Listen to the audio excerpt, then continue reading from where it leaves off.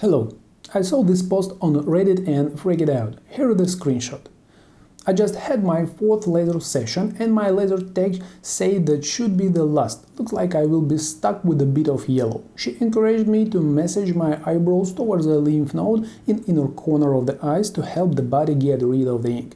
Is it bullshit or how you think? Or a good idea? Oh my god.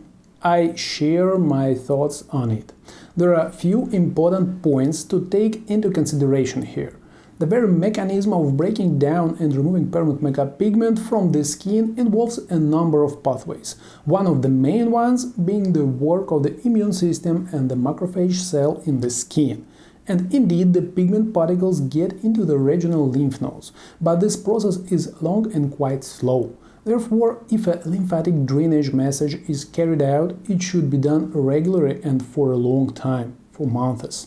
1 hour later. A few moments later. The second important fact is that the yellow color of permanent makeup pigment that often remains after the use of organic ink for permanent makeup very poorly absorbs the wavelengths of laser for tattoo removal, neodymium, alexandrite and ruby, and is almost not destroyed under their action. Yellow pigment color has absorption spectrum in the ultraviolet spectrum, and the wavelengths of the existing commercial laser for tattoo removal yellow pigment simply reflects and scatters and minimally absorbs.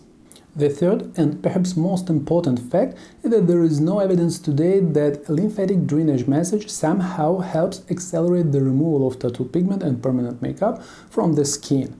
In the last 30 years of scientific publication, I have never come across any such work that at least put forward such a theory. Yes, it is a very appealing theory that simply massage for the purpose of lymphatic drainage can speed up eyebrows permanent makeup removal with massage.